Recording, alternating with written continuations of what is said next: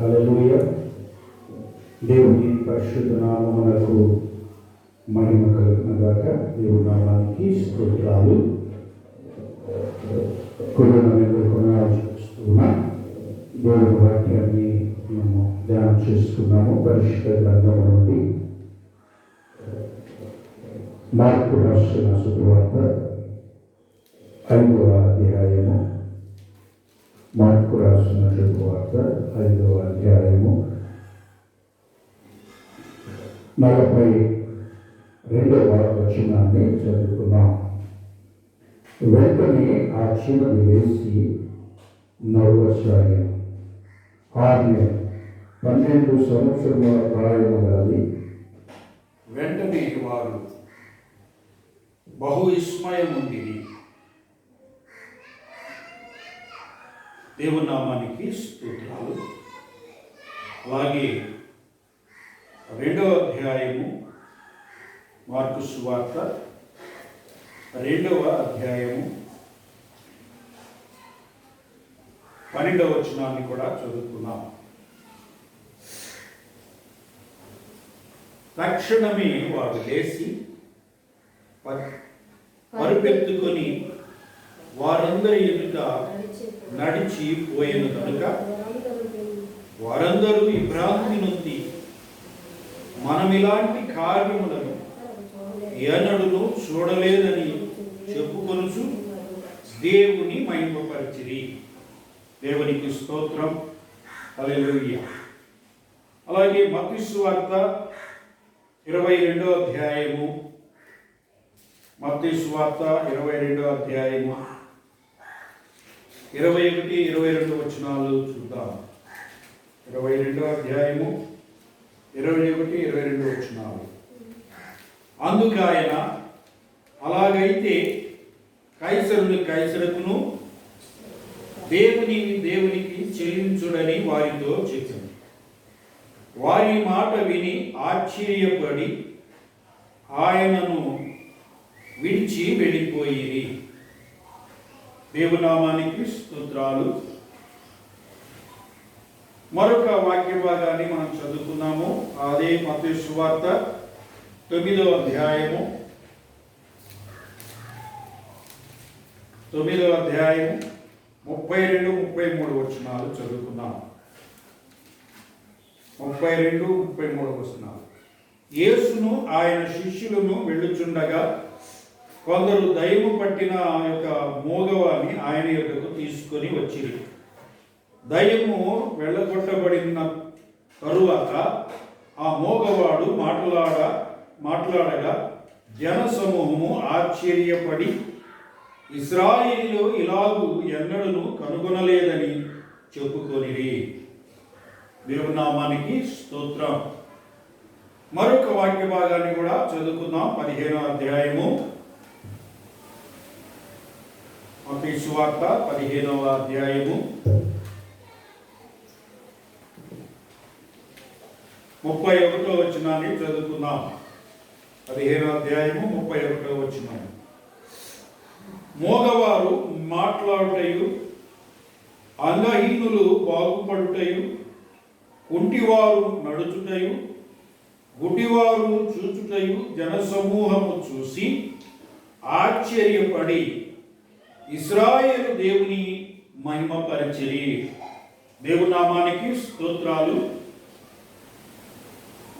ఇక్కడ మనం చదువుకున్న ఈ వాక్య భాగమును మనం గమనించినట్లయితే, మనం చదివిన ప్రతి వాక్యములో ఒక ప్రాముఖ్యమైన విషయము, ఒక సంఘటన మనకు కనపడుతూ ఉంది. అదేంటంటే ఆశ్చర్యము. ఏంటి? ఆశ్చర్యము, విస్మయము. విస్మయముందిరి, ఆశ్చర్యపడి అనే మాటలు మనం చూస్తూ ఉన్నాం. యేసు ప్రభు చేసిన అద్భుతాలను చూసి ఆశ్చర్యపడ్డారు. దయ్యమును వెళ్ళగొట్టబడినప్పుడు ఆశ్చర్యపడ్డారు. చనిపోయిన చిన్నదాన్ని ప్రభు లేపినప్పుడు ఆశ్చర్యపడ్డారు.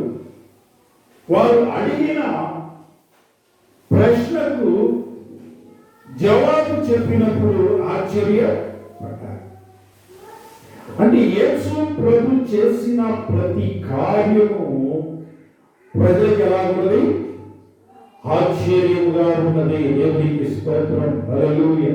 అందుకని యెషయా ప్రవక్త క్రీస్తు పూర్వం 750 సంవత్సరాల క్రితమే యేసు ప్రభువుని గురించి మాట్లాడుతూ అంటాడు, ఆయన ఆశ్చర్యకరుడు. హల్లెలూయా. ఆశ్చర్యకరుడు. ఆయన పెట్టబడే పేరు ఏంటంటే ఆశ్చర్యకరుడు. యేసు ప్రభు జీవితమే ఆశ్చర్యం. యేసు ప్రభు జననమే ఆశ్చర్యం. యేసు ప్రభు మరణమే ఆశ్చర్యం. యేసు ప్రభు పునరుద్ధానం అంతకన్నా ఆశ్చర్యం. దేవునికి స్తోత్రం. కనుక యేసు ప్రభు ఈ లోకములో ప్రతి సందర్భములో, ప్రతి విషయములో, ప్రతి పనిలో, ప్రతి మాటలో ఆశ్చర్యపడేలాగా ఆయన జీవితంలో ఉన్నది. ప్రజలను ఆశ్చర్యపరిచిన మాటలు ఆయన మాటలు. ఇటు బోధ మనం ఎప్పుడు చూడలేదని ఆశ్చర్యపడ్డారు. ఇటు కార్యము మనం ఎప్పుడు చూడలేదని ఆశ్చర్యపడ్డారు. ఇలాంటి కార్యములు చేసిన దేవుడు ఆ మనుషుని ద్వారా ఇలాంటి కార్యములు చేసిన దేవుడు గొప్పవాడని చెప్పి దేవుని కొనియాడారు. కాబట్టి యేసు ప్రభు మాటల ద్వారా, యేసు ప్రభు ప్రవర్తన ద్వారా, యేసు ప్రభు కార్యముల ద్వారా ఆయన ఆశ్చర్యము కలిగించిన వాడై ఆ ఆశ్చర్యములు ప్రజలు దేవుని మహిమపరిచేలా చేశారు. దేవునికి స్తోత్రం. కాబట్టి దేవుని బిడ్డలమైన మనం కూడా ఎలా ఉండాలంటే మన మాటలు ఆశ్చర్యంగా ఉండాలి, మన పనులు ఆశ్చర్యంగా ఉండాలి, మన క్రియలు ఆశ్చర్యంగా ఉండాలి. ఆ ఆశ్చర్యములు ప్రజలు ప్రభుని కనపరిచేలాగా ఉండాలి. దేవునికి స్తోత్రం. కాబట్టి ఇలాగా ఆశ్చర్య కార్యాలు చేసిన ప్రభువు, ఆశ్చర్యంగా ఆలోచనలు చెప్పిన ప్రభువు, ఆశ్చర్య జీవితాన్ని జీవించిన ప్రభువుని ఆశ్చర్యపరిచిన 2 సంఘటనలు ఉన్నాయి. దేవునికి స్తోత్రం. ఆశ్చర్యపరిచిన వాడికే ఆశ్చర్యము కలిగించిన 2 కార్యాలు ఆయనకు ఎదురైనాయి. ఆశ్చర్యకరుడైన యేసయ్యను ఆశ్చర్యపరిచిన 2 కార్యములు ఆయన జీవితంలో ఎదురైనవి. అవేంటో చూద్దాం. ఒకటి మత్తయి సువార్త 15వ అధ్యాయము 28వ వచనాన్ని చూద్దాం. అందుకు యేసు, అమ్మా, నీ విశ్వాసము గొప్పది, నీవు కోరినట్లు నీకు అవునుగా కానీ ఆమెతో చెప్పను. ఆ గడిలోనే ఆమె కుమార్తె స్వస్థత పొందెను. దేవునికి స్తోత్రం, హల్లెలూయా. యేసు ప్రభువు ఇక్కడ అంటున్నాడు, అమ్మా, నీ విశ్వాసం గొప్పది. ఆమె విశ్వాసమును చూసి ఆయన ఆశ్చర్యపడి అంటున్నాడు, అమ్మా, నీ విశ్వాసము గొప్పది. ఎవరి అని మనం చూస్తే కనాను స్త్రీ, పడిన ఒక కనాను స్త్రీ యేసు ప్రభు దగ్గరకు వచ్చి యేసు ప్రభుతో అంటుంది, ప్రభువా, నన్ను కనికరించుము, నా కుమార్తె దయ్యం పట్టినదై మంచం పెట్టి ఉన్నది అని చెప్పినప్పుడు ప్రభు అన్నాడు,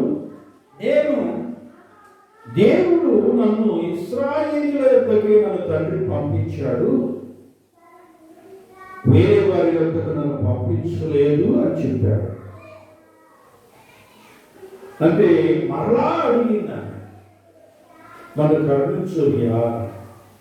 అప్పుడు ప్రభు అంటాడు, పిల్లలు తినే రొట్టె ముక్కను కుక్క పిల్లలకు వేయిన వ్యక్తము కాదు అని చెప్పాడు. అప్పుడు ఆమె అంటుంది, అవును ప్రభువా, యజమానుని బల్ల మీద నుండి పడుచున్న మొక్కలను కుక్క పిల్లలు తిను కదా. ఎంత గొప్ప సంగతి! కుక్క పిల్లలు తిను కదా. ఆ మాటకు యేసు ప్రభు ఆశ్చర్యపోయాడంట. దేవునికి స్తోత్రం. ఆ మాట యేసు ప్రభు ఆశ్చర్యపోయాడు. ఇప్పుడు ఆమె అమ్మా అంటున్నాడు. దేవునికి స్తోత్రం. హల్లెలూయా. అమ్మా, నీవు ఈ మాట చెప్పితివి కనుక నీవు అన్నట్లే, నీవు కోరినట్లే నీకు జరుగును.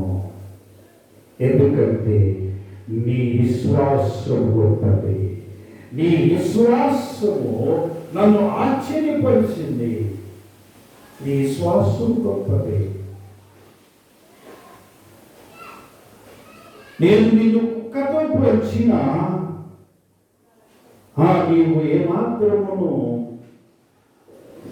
నన్ను అసహించుకోలేదు, చిన్నపుచ్చుకోలేదు, చేదరించుకోలేదు, కోప్పడలేదు, ఈసరించుకొని వెళ్ళిపోలేదు. కానీ నేను ఒక్కనే ప్రభువాన్ని నిన్ను నీవు తగ్గించుకొని నా పట్లను చూపిన విశ్వాసం గొప్పది. హల్లెలూయా, హల్లెలూయా. నీ విశ్వాసము గొప్పదేనా? నీ విశ్వాసమును చూసి ప్రభు ఆశ్చర్యపడేలాగా ఉంటుందా? నీ విశ్వాసము ప్రభును ఆశ్చర్యపరిచేలాగా ఉంటుందా? నీ విశ్వాసము ప్రజలను ఆశ్చర్యపరిచేలాగా ఉంటుందా? నీ విశ్వాసము గొప్పది అని చెప్పుకునేలా ఉంటుందా? నువ్వు చెప్పుకోవడం కాదు, నేను గొప్ప విశ్వాసం కలిగి ఉన్నానండి, నేను గొప్ప విశ్వాసినండి, నేను మంచి విశ్వాసినండి, నేను చాలా బాగా విశ్వాసం ఉంటానండి అని నువ్వు చెప్పుకోవడం కాదు. నీ విశ్వాసమును ప్రజలు గుర్తించి ఆమె విశ్వాసం గొప్పది, అతని విశ్వాసం గొప్పది అని ప్రజలు గుర్తించి చెప్పేలాగా ఉండాలి, అని ప్రభు గుర్తించి చెప్పేలాగా ఉండాలి. నీ విశ్వాసం ఉందా? ఉందా? గొప్ప విశ్వాసము ఏం చేస్తుంది? గొప్ప విశ్వాసం వల్ల ఏం జరుగుతుంది అంటే ప్రభు అంటాడు, గొప్ప విశ్వాసం వల్ల ఏం జరుగుతుంది అంటే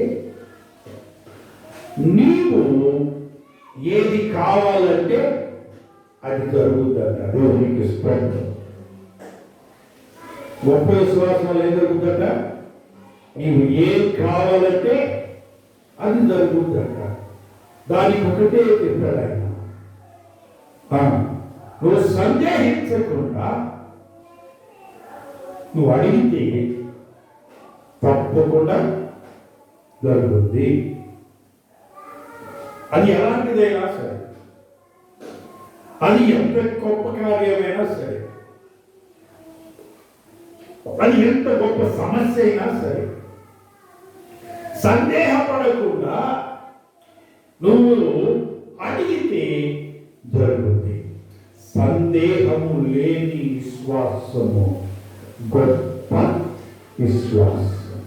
ఈ విశ్వాసము, ఈ సందేహము లేని ఈ గొప్ప విశ్వాసంతో ప్రభు అంటాడు, ఈ కంబలి వృక్షము పెకలించబడి నడు సముద్రములో నాటబడునుగాక అంటే వెళ్ళిపోయింది కదా, నాటబడుతుందట. ఏం కావాలంట? వృక్షము వేరుతో కూడా పెళ్ళగించబడాలి. ఈ పెళ్ళగించబడిన ఆ చెట్టు సముద్రంలో పడటం కాదు, సముద్రములో నాటబడాలి. అంటే సముద్రం ఎంత లోతుంది? అంత లోతులో వెళ్ళిపోయి ఆ లోపల ఎక్కడో ఉన్న ఆ మడిలో ఈ చెట్టు నాటబడాలి. సహజంగా చెట్టు అనేది నీటిలో పడగానే పైకి తేలుద్దు కానీ మునిగిపోదు. అది నీటిలో మునిగిపోయి ఎక్కడో లోతులో ఉన్న మట్టిలో పాతుకుపోవడం అంటే అసాధ్యమైన కార్యం కదా. ఎంతో బలముగా భూమిలో నాటబడిన చెట్టు ఏరులతో కూడా పెరగించబడటం అంటే అసాధ్యమైన కార్యం కదా. కానీ సందేహము లేకుండా విశ్వాసము కలిగితే అది జరుగుతుంది. హల్లెలూయా. సందేహము లేకుండా. అందుకే ప్రభు అన్నాడు, సందేహించవద్దు, సందేహములు రాక మానవు. కానీ ఎవరి వలన సందేహములు వస్తాయి?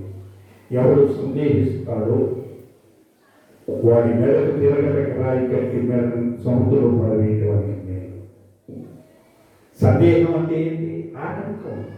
విశ్వాసాన్ని ఆటంకపరచడమే సందేహం. కనుక విశ్వాసాన్ని ఆటంకపరిచే సందేహము ఉన్నప్పుడు మెడకు తిరగట రాయి కట్టబడి సముద్రం పడవేస్తుంది. ఎందుకో తెలుసా? ప్రభు నా విషయమై సందేహించువాడు, నా విషయమై సందేహించువాడు వాడు అల్పుడైపోతాడు. సందేహించవద్దు. యోహాను గురించి మాట్లాడుతుంటాడు, నా విషయమై సందేహింపబడని వాడు ధన్యుడు. యోహాను సందేహించాడు. యోహాను గురించి మాట్లాడుతూ అంటాడు, యోహాను భూమి మీద స్త్రీలు కనిన వారిలో గొప్పవాడై ఉన్నాడు. ఏమైనారట? స్త్రీలు కనిన వారిలో యోహాను భూమి మీద గొప్పవాడై ఉన్నాడు. కానీ పరలోకములో అల్పుడైన వాడు యోహాను కంటే గొప్పవాడు అన్నాడు. ఈ భూమి మీద అయితే యోహాను కంటే గొప్పవాడు ఎవ్వరు లేరు. కానీ పరలోకములోకి వెళ్ళలేకుండా అల్పుడే యోహాను కంటే గొప్పవాడు. కారణం ఏమిటి?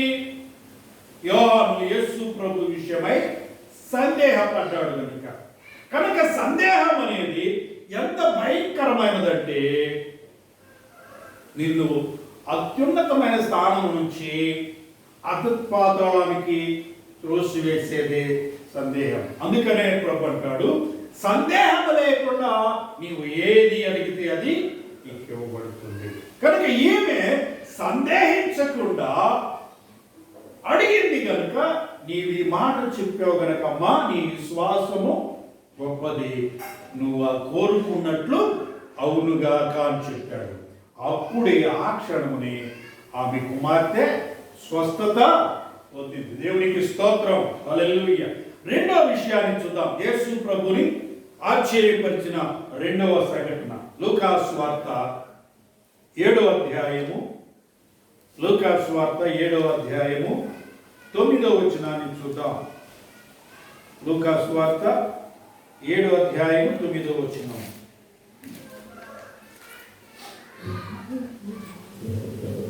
యేసు ఈ మాటలు విని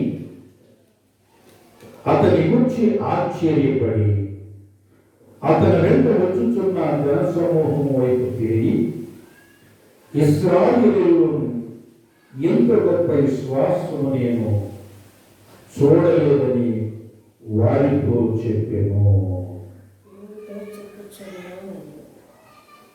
వారితో ఏం చెప్పారంట? ఆయన ఎంత బతుకుతున్న వారితో ఏం చెప్తున్నాడు? ఆయన ఇశ్రాయేలీయులలో కూడా ఇంత గొప్ప విశ్వాసమును నేను చూడలేదు. హల్లెలూయా. ఏ విశ్వాసం అంట? గొప్ప విశ్వాసం. యేసు ప్రభు ఆశ్చర్యపరిచిన గొప్ప విశ్వాసము ఎవరిలో చూశారంట? శతాధిపతిలో చూశారు. శతాధిపతిలో చూశారంట. ఈ శతాధిపతి తన దాసుడు బలహీనుడై ఉన్నాడు, అతన్ని బాగు చేయటం కొరకు కొంతమంది మనుషుల్ని యేసు ప్రభు దగ్గరకు పంపించారు.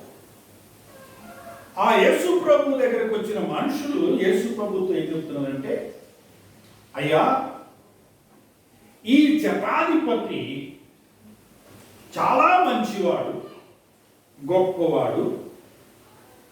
ఆయన మనకు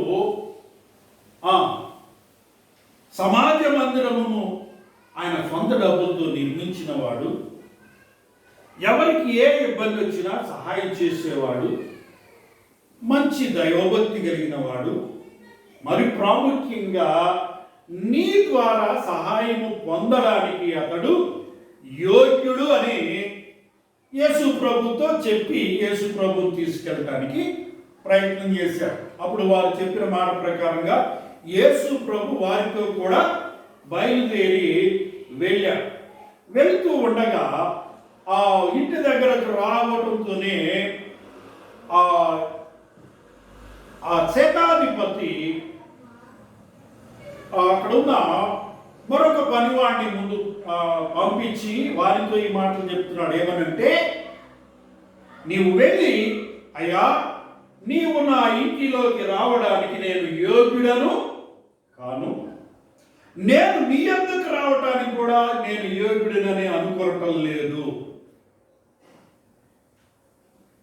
కాబట్టి నీవు మాట మాత్రం చలవిస్తే చాలు, నా దాసుడు స్వస్థత పొందుతాడు. దేవునికి స్తోత్రం. హల్లెలూయా. వీళ్ళేం చెప్పారు? ఆయన మంచివాడయ్యా, ఆయన యోగ్యుడయ్యా, ఆయన నీ సహాయం పొంద తగినవాడయ్యా అని అతను పంపించిన వారు వచ్చి చెప్తే, ఈ శతాధిపతి అంటున్నాడు, నేను నీ యొద్దకు రావడానికి యోగ్యుడిని కాను, నీవు నా ఇంట్లోకి రావడానికి కూడా నేను యోగ్యుడను కాను. కనుక ఒక్క మాట నువ్వు సెలవిచ్చు, ఒక్క మాట నువ్వు మాట్లాడితే నా దాసుడు స్వస్థత పొందుతాడు. ఎంత గొప్ప విశ్వాసం, ఎంత గొప్ప తగ్గింపు. శతాధిపతి 100 మంది అధికారులపై అధికారి, 100 మంది సైన్యమును నడిపించే అధికారి అతడు నా దాసుని ఒకరిని రమ్మంటే వస్తాడు, పొమ్మంటే పోతాడు. నాకు అధికారం ఉంది, నేను అధికారములకు లోబడిన వాడును, నాకు అధికారము ఉంది. కానీ ఆ అధికారము నిన్ను నీ యొద్దకు రావడానికి సరిపోయినది కాదు. నాకు అధికారం ఉంది, నిన్ను నా ఇంట చేర్చుకోవడానికి సరిపోయినది కాదు. హల్లెలూయా, హల్లెలూయా. ప్రియ సహోదరుడా, సహోదరి, ఎంత గొప్ప మాట ఈ శతాధిపతి మాట్లాడుతున్నాడు. నాకు అధికారం ఉందయ్యా, ఆ అధికారం ప్రకారముగా నేను నా ఇంటికి పిలిపించుకోవడానికి నాకు అధికారం ఉంది. కానీ నిన్ను పిలిపించుకోగలిగినంత అధికారం నాకు లేదు. అధికారినే నేను, కానీ ఓ 100 మందిపై అధికారినే, కానీ నిన్ను నా ఇంట పిలిపించుకునేంత అధికారిని నేను కాను. నేను అధికారినే, నీ దగ్గరకు వచ్చి పలాది చేయాలి చెప్పి చేపించుకోగలను, కానీ అధికారినే, కానీ నా దాసులతో చెప్పి చేయించుకోగలను, కానీ నీ యొద్దకు వచ్చి చెప్పి చేయించుకోగలిగినంత అధికారం నాకు లేదు. దేవునికి స్తోత్రం. అంటే ఇది ఏం గుర్తించాడు యేసు ప్రభువులు అంటే, ఆయన సర్వాధికారిని గుర్తించారు. హల్లెలూయా. నేను 100 మందికి అధికారినయ్యా, నీవు సర్వమునకు అధికారమైన వాడు. నీ అధికారం కింద నా అధికారం ఎందుకో పనికిరాదు. కనుక నేను యోగ్యుడను కాను. నీ యొద్దకు రావడానికి యోగ్యుడు గాను, నా యొద్దకు నడిపించుకోవడానికి కూడా యోగ్యుడి గాను. కనుక ఒక్క మాట చాలయ్యా, నువ్వు ఒక్క మాట మాట్లాడితే నా దాసుడు స్వస్థత పొందుతాడు. యేసు ప్రభు యొక్క సర్వాధికారమును గుర్తించిన వాడు ఒక అన్యుడైన శతాధిపతి. అందుకే ప్రభు ఆశ్చర్యపోయి అంటున్నాడు, అక్కడ ఉన్నవారికి చెప్తున్నాడు ఏమని, ఇశ్రాయేలులో కూడా ఇంత గొప్ప విశ్వాసమును నేను చూడలేదు. హల్లెలూయా. ఎవరు అంట? ఇశ్రాయేలులో. విశ్వాసంలో కూడా ఎంతటి గొప్ప విశ్వాసం నేను చూడలా. విశ్వాసులు ఉన్నారు, విశ్వాసులాగా తయారవుతున్నారే కానీ విశ్వాసంలో ఏం చూడలేదు, విశ్వాసమును చూడలేదు. ఇంత గొప్ప విశ్వాసమును నేను చూడలేదు. ఒక అన్యుడు గొప్ప విశ్వాసమును నేను చూశాను. ఏమిటంటే నేను సర్వాధికారిని గుర్తించగలిగిన విశ్వాసం. హల్లెలూయా. ప్రియ సహోదరుడా, సహోదరి, నువ్వు విశ్వాసం కలిగి ఉన్నావా? ఏ విశ్వాసం కలిగి ఉన్నావు? ఆయన సర్వాధికారి అనే విశ్వాసం కలిగి ఉన్నావా? ఆయన మాట మాత్రముతోనే సమస్తము చెయ్యగలదనే విశ్వాసం కలిగి ఉన్నావా? నీవు మాట అయితే చూద్దాం. ఆయన మాటే మాట్లాడితే చాలు, నువ్వు మాట్లాడితే చాలు ప్రభా, కానీ అయిపోతాయా, నువ్వు మాట్లాడయ్యా అంటావు. కానీ ఆయన మాట్లాడితే కార్యం జరుగుతుంది. నిజంగా విశ్వాసం ఉందని నేను అడిగాను. ప్రభు నువ్వు మాట్లాడితే కార్యం జరుగుద్ది, నువ్వు మాట్లాడు ప్రభు అని నేను అడిగాను. నా ప్రభు మాట్లాడతాడు, నా ప్రభు మాట్లాడతాడు, కార్యం జరిగిపోతుంది. విశ్వాసం ఉందా నీకు? అది లేదు. నాకు పై నాటికి తిరుగుతావు, పెదవులతో మాట్లాడతావు. అందుకంటాడు, నీ పెదవులు నాకు సమీపముగా ఉన్నాయి కానీ మీ హృదయం నాకు దూరముగా ఉన్నది. మీరు హృదయంతో ఆరాధించడం లేదు, హృదయంలో నమ్మటం లేదు, కానీ పెదవులతో నన్ను కనపరుస్తూ ఉన్నారు అంటారు. ఈరోజు చాలా మంది పెదవులతో కనపరిచే వాళ్ళు ఎక్కువైపోయారు. హృదయంలో ఉండలేదు, పెదవులతో కనపరుస్తూ ఉన్నారు. అబ్బో అబ్బో ఇంత గొప్ప, ఇక ఏమంత గొప్ప విశ్వాసం ఏమో ప్రేమో భూమి అన్నట్టుగా పెదవులతో ప్రభుని కనపరుస్తారు, కానీ హృదయంలో విశ్వాసం ఉండటం లేదు. ప్రభువు నీ పెదవులతో పలికే మాటలను చూసి పడిపోయేవాడు కాదు, పోసుకోడు మాటలు పడిపోయేవాడు కాదు. ప్రభా ప్రభా ప్రభా ప్రభా ప్రభా కాపాడయ్యా, అయ్యయ్యా అయ్యయ్యా అయ్యయ్యా అయ్యయ్యా అని నువ్వు పెదవులతో గణపరుస్తూ ఉంటే అది చూసి పడిపోవటానికి ఆయన నీ సంగతి ఎరగని వాడు కాదు. ఆయన నీ హృదయాన్ని చూస్తూ ఉన్న దేవుడు, హృదయాన్ని చూస్తూ ఉన్న దేవుడు. పెదవులు కనపరిచినప్పుడు ఆ ఘనత హృదయములో నుండి రావాలి, హృదయములో నుండి రావాలి. యేసు ప్రభు ఆశ్చర్యకరుడు, ఆశ్చర్యకార్యాలు చేసినవాడు, ఆశ్చర్యంగా జన్మించినవాడు, ఆశ్చర్యంగా మరణించినవాడు. యేసు ప్రభు మరణించినప్పుడు హనుమంతు యేసు పిలాతు దగ్గరికి వెళ్ళి ఆయన శరీరాన్ని నాకు అప్పగించండి, నేను తీసుకెళ్ళి పాట పెట్టుకుంటానని అడిగినప్పుడు పిలాతు ఆశ్చర్యపోయాడట. ఎందుకు ఇంతలోనే చనిపోయాడా ఆయన ఆశ్చర్యపోయాడట. అంటే ఆయన మరణము కూడా ఆశ్చర్యపరిచింది.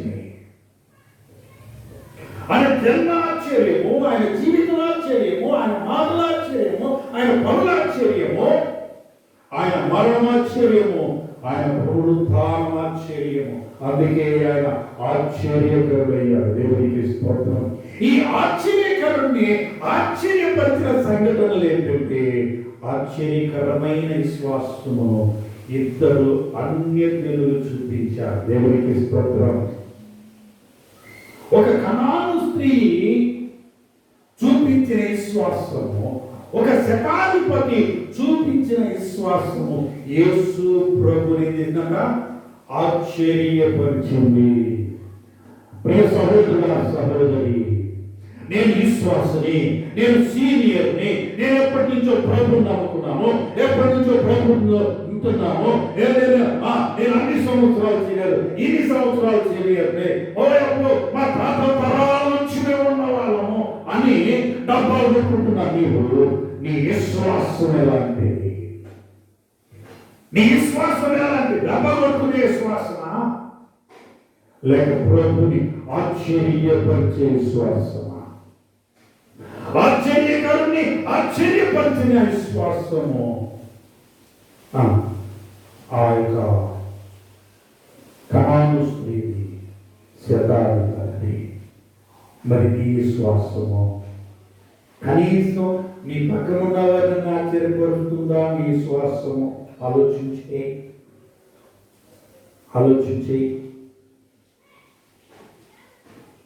ప్రార్థన చేస్తారు. ఏమో ప్రార్థన చేశాను, ప్రభుని అడిగిన ఆయన చిత్తం అయితే జరుగుతుంది, లేకపోతే లేదు. ఇదే ఆయన చిత్తం అయితే జరుగుతుంది, లేకపోతే లేదు. ఇదే విశ్వాసము. అది కాదు. ప్రభు చెప్పింది ఏంటంటే, నీవు సందేహించక అడిగిన ప్రతి దానిని నీవు పొందుతావు. దేవునికి స్తోత్రం. సందేహము లేని విశ్వాసం గొప్ప విశ్వాసము. ఆ విశ్వాసము కలిగి ఉండాలని ప్రభు కోరుకుంటున్నాడు. అందుకే పేతురు సందేహించకుండా 40 సంవత్సరాల నుంచి ఆ దేవాలయం మెట్ల దగ్గరే ఉండేవాడు. అది ఏనాడు నడిచినోడు కాదు. మన నలుగురు మోసుకొచ్చేవాడు, అది కూర్చోబెట్టి వెళ్ళిపోయేవాడు. మెట్ల దగ్గర కూర్చొని అడుగుకునేవాడు. మళ్ళా నలుగురు వచ్చేవాడు, మళ్ళీ మోసుకొని ఇంటికి తీసుకెళ్ళేవాడు. ఇలా మోసుకుపోయే వాళ్ళే కానీ వారి కాలాన్ని వాళ్ళు నదిపడి నడిచేవాడు కాదు. అలాంటి వ్యక్తిని చూసినప్పుడు లేచి నడవమని చెప్పాలంటే ఏముండాలా? 40 సంవత్సరాల నడకే లేనివాడిని, నరాలు అల్లుకుపోయి కాళ్ళు బలహీనమైపోయి లేచి నడవడం చేతగాని వాడిని లేచి నడువు అని చెప్పాలి అంటే ఏముండాలి? ఎంత గొప్ప విశ్వాసం ఉండాలో. ఇది మనం అనుకునే కదా, ఎంత గొప్ప విశ్వాసం ఉందో. అవును, ఆ గొప్ప విశ్వాసం ఏంటంటే సందేహం లేని విశ్వాసం. నాకు కలిగినది నీకు ఇస్తున్నా, నేను యేసు నామముని కలిగి ఉన్నాను. ఈ నామము శక్తి కలిగిన నామము, ఈ నామము సర్వాధికారము కలిగిన నామము, ఈ నామము స్వస్థపరిచే నామము, ఈ నామం బలమైన నామము. ఈ నామములకు మించిన నామం మరొకటి లేదు. హల్లెలూయా. ఆ నామమును నేను కలిగి ఉన్నాను కనుక లేచి యేసు నామములో లేదన్నాడు. దేవునికి స్తోత్రం. హల్లెలూయా. వాడు దిక్కున లేచి నడుస్తూ గంతులు వేస్తూ దేవాలయంలోకి వెళ్ళగా. హల్లెలూయా. సందేహించక నీవు అడిగితే దేవుడు చేయడానికి సిద్ధంగా ఉన్నాడు. ఈ గొప్ప విశ్వాసం ఏంటో తెలుసా?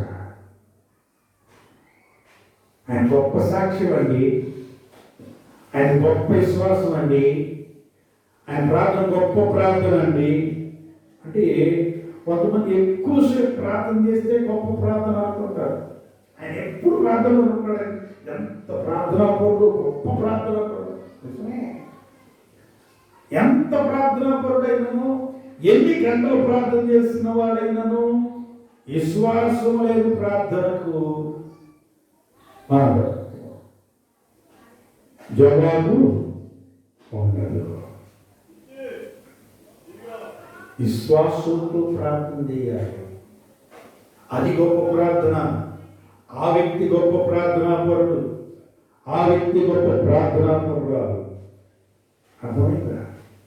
విశ్వాసం లేకుండా గంట తరబడి ప్రార్థన చేసిన అది గొప్ప ప్రార్థన. మనుషులు చూడటానికి గొప్ప ప్రార్థన అయితే కానీ ప్రభు దృష్టిలో గొప్ప ప్రార్థన కాదు. గొప్ప ప్రార్థన విశ్వాసములో సందేహము లేకుండా చేసే ప్రార్థన గొప్ప ప్రార్థన. అలాగే గొప్పగా దేవుడికి ఇచ్చే విషయంలో కూడా మూటలు తెచ్చి అబ్బా దేవుడి పనికి ఆయన తెగిస్తానండి, పని ఇస్తానండి, ఎంత అంటే అంత ఇస్తానండి. మంచిదే, దేవుడికి స్తోత్రం. ఆయన ఇస్తున్నాడు, దేవుని పని అంటే ఇస్తాడు, వెనకాడకుండా ఇస్తాడు. కానీ అనిపిస్తున్నాడు, ఏమిస్తున్నాడు? వారికి కలిగిన దానిలో కొంత తెచ్చి దేవునికి కానుకగా సమర్పించి, ఆ ఎదవరాలు తనకు కలిగినదంతయు తెచ్చి దేవునికి కానుకగా ఇచ్చెను. ఆమె కానుక గొప్పది. హల్లెలూయా. ఎవరు గొప్ప? ఎవరు కానుక గొప్పదంట? ఆ ఎదవరాలు వేసిన కానుక గొప్పది. అంటే ఇక్కడ మనం గమనించినట్లయితే ఎందుకు గొప్పదైంది ఆ కానుక అంటే ఆమె జీవనాధారం అంతా వేసింది. మీరేం చేస్తున్నారు? వాళ్ళకి జీవనాధారం అంతా ఉంచుకొని ఏదో ఉన్నదాలో కొంత ఇస్తున్నారు. మరి కొంతమంది ఏం చేస్తున్నారు తెలుసా? దశభాగం చేస్తున్నారు, దేవుని సన్నిధి లేకుండా ఆ దశభాగం డబ్బులతోనే ప్రార్థనలు పెట్టుకుంటారు, వచ్చే వాళ్ళకి కానుకలు ఇస్తారు, గుడ్డోళ్ళకి సంఘాలు వాళ్ళకి ఇస్తారు. ఇలాగ చేసేసి మేము దేవునికి ఇచ్చేసాం అనుకుంటారు. ఎవరికి ఇచ్చావు? దేవునికి ఎప్పుడు ఇచ్చావు? దేవుని సన్నిధికి తేలేదు కదా. దేవుని సన్నిధిలో ఆ దేవుని సన్నిధిలో ఉన్న ఆ కానుక పెట్టిలో వేయలేం కదా. నీ ఖర్చులకి నీ ఇష్టానికి వాడుకున్నావని నీ కలిగిన దానిలో నీకు గుడ్డోడికి వేయాలి, నీ కలిగిన దానిలో నువ్వు ప్రార్థన పెట్టుకోవాలి, నీ కలిగిన దానిలో నీ ఇంటికి వచ్చిన సేవకులకు సహాయం కానివ్వాలి. కానీ దేవుడిని తీసి వీళ్ళందరికీ పంచి పెడతావా? దేవుడికి నీకుండా నీదే కథ మనం రాసి పెట్టుకుంటావా?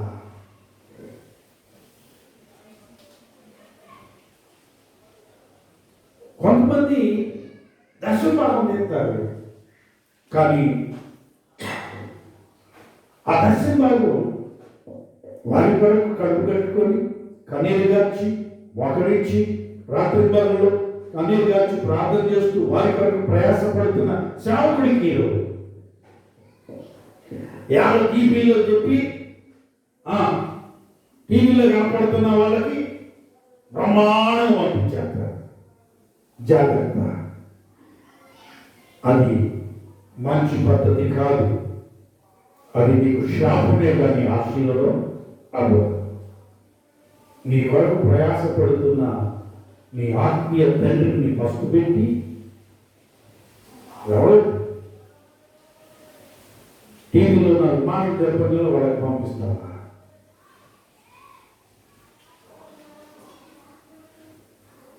నీ తండ్రిని సన్మానించును, నీ ఆత్మీయ తండ్రిని కూడా నువ్వు సన్మానించాలి. నీ ఆత్మీయ తండ్రిని పక్కన పెట్టేసి ఎవరినో కనపరచడం అది కరెక్ట్ కాదు. అది గొప్ప కాదుగా అమృతం. కనుక మన విశ్వాసం గొప్పదై ఉండాలి, మనం ఇచ్చేది కూడా గొప్పదై ఉండాలి. అలాగే మన హృదయాన్ని కూడా ప్రభువుకు సమర్పించుకున్నప్పుడే మనం సమర్పించుకున్నప్పుడే అది గొప్పదవుతుంది. అందుకే పౌలు అంటాడు, మీ సజీవ యాగముల మీ శరీరములను ఆయనకు సమర్పించుకోండి. ఇది దేవునికి అనుకూలమైనది, ఇది దేవునికి ఇష్టమైనది. దేవుని దృష్టిలో ఇవి గొప్పది. మన జీవితాలు, మన శరీరాలు, మన ఆత్మను దేవునికి సమర్పించుకోవడం గొప్ప అర్పణ. కాబట్టి గొప్ప విశ్వాసము, గొప్ప ప్రార్థన, గొప్ప కానుక, గొప్ప అర్పణ ఏమిటంటే మనను మనం సమర్పించుకోవడం. ఇది లేకుండా నువ్వు చేసే కానుక, నువ్వు ఇచ్చే కానుక, నువ్వు చేసే దాన ధర్మాలు, నీ సమర్పణ, నీ ప్రార్థన, నీ విశ్వాసం వ్యర్థమైపోగా చివరికి ప్రభు అంటాడు, అక్రమం చేయవల్ల మీరెవరు నాకు తెలియదు అన్నాడు. ఎంత చేసి చివరికి మీరెవరో నాకు తెలియదు అనిపించుకుంటారా? లేక సందేహము లేని విశ్వాసంతో, సందేహము లేని ప్రార్థన జీవితంతో దేవునికి అర్పిస్తూ దేవుని సన్నిధిలో నీవే దేవునికి సమర్పించుకొని దేవుని రాజ్యం కొరకు పని చేస్తున్నావా? దేవుని దీవిస్తాడు. ప్రార్థించుకుందాం. పరిశుద్ధుడైన దేవా, ప్రేమ స్తోత్రాలు. నీవు ఆశ్చర్యకరుడు తండ్రి, స్తోత్రాలు. ఎన్నే ఆశ్చర్యపరిచిన సంగతులు మేము చూశాం కనుక తండ్రి, మేము కూడా అలాంటి సందేహము లేని విశ్వాసము కలిగి, సందేహము లేని ప్రార్థనా జీవితాన్ని కలిగి మా ప్రభువా, నా తండ్రి గొప్ప విశ్వాసంతో, గొప్ప ప్రార్థనతో, దేవా గొప్ప కానుకలతో, గొప్ప సమర్పణతో మా జీవితాలు మీ సన్నిధిలో కొనసాగడానికి మీ కృప, సహాయం, మీ ఆత్మ నడిపింపు మా అందరికీ దయచేయండి. యేసు నామములో ప్రార్థిస్తున్నాము తండ్రి. ఆమేన్.